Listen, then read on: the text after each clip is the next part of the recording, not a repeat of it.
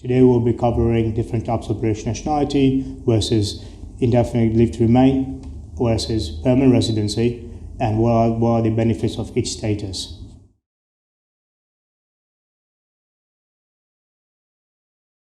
I'm the director of the Visas Immigration Team and Nationality Team at Sable. I'm based in the London branch of Sable International, and the role is basically to oversee my staff and clients that apply for immigration status and British nationality.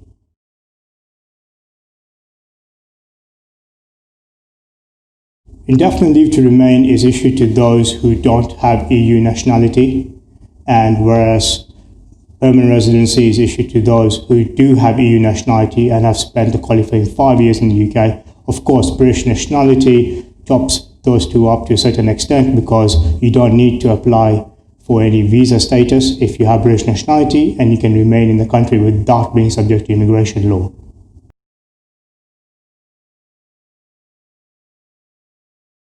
Some of the common mistakes when people apply for citizenship are putting in the wrong fee, using the wrong form, and even worse sometimes putting the application to a wrong authority.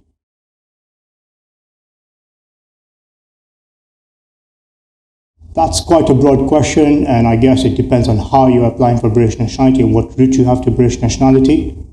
If, for example, someone's got a UK-born mum and then themselves were born out of South Africa before 1983, they would just have to meet a set of 4 criteria. Over someone who's applying to naturalise as a British citizen, that person would need to meet some 10 or so criteria in order to naturalise as a British citizen. So quite a broad concept.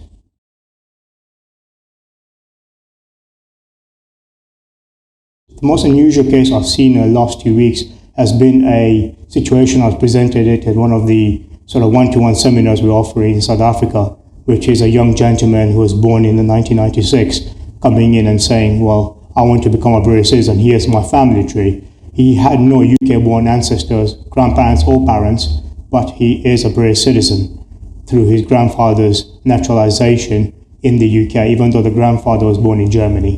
That was quite unusual.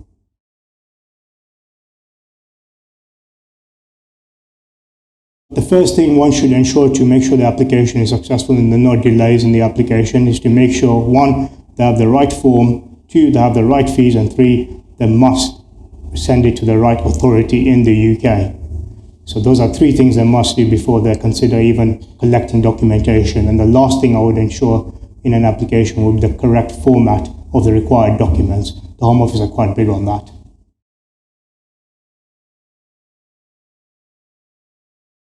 To naturalise as a British citizen can happen in 2 ways.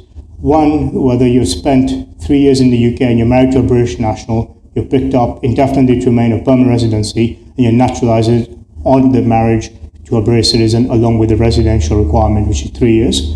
Whereas the other one is a more common one, where, say, for example, someone will come into the UK on ancestry visa, apply for indefinitely to remain, and use those first 5 years to naturalise as a British citizen. So those are 2 main ways.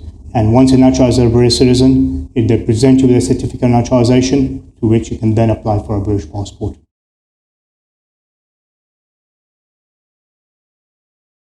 A naturalised British citizen is almost classified as a British citizen by birth, which means yes, if a naturalised British citizen has a child born to them out of the UK, that child is surely British from the day that child is born.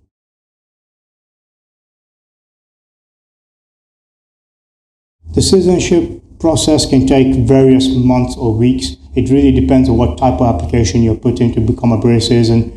There are so many different types of ways to become a British citizen. The most common way, like we touched on before, which is naturalisation, can take anything from 6 weeks to 6 months.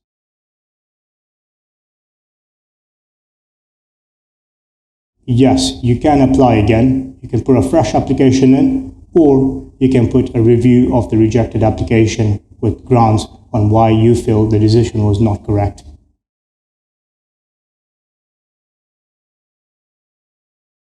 Again, this depends on what type of citizenship application you're putting in, but the most common one being naturalisation. You can trial whilst the application is ongoing, ensuring that you keep the original passport and put in a certified copy.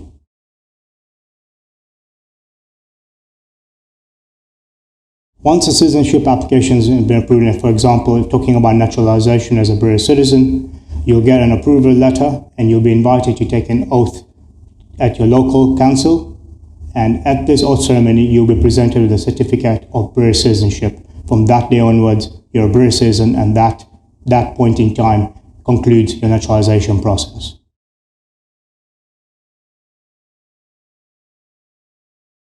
Some of the main benefits that I have heard and I've found myself, being a naturalised British citizen myself, is that you have access to not just the benefits that the UK offer in terms of their healthcare system and their education system, but also the visa-free travel you get to over 50 countries, including South Africa, which has always been a plus in my books.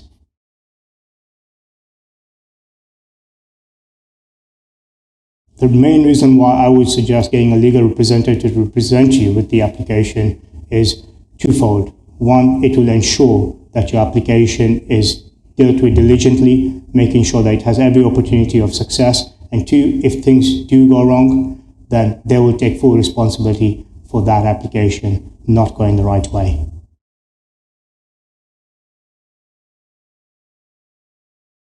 If someone is interested in applying for British citizenship or knowing how they're eligible for British citizenship, they can visit our website, www.sableinternational.com, take the free citizenship assessment.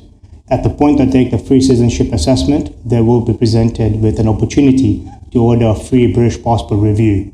This is quite a good process because it gives us the ability to see the client's family tree and to give 3 or 4 worthy answers, to give them a likelihood on whether they'll be British before they part with their money, or give us further instructions. So this will be in the form of either they'll get a likely, unlikely, unclear, or remote.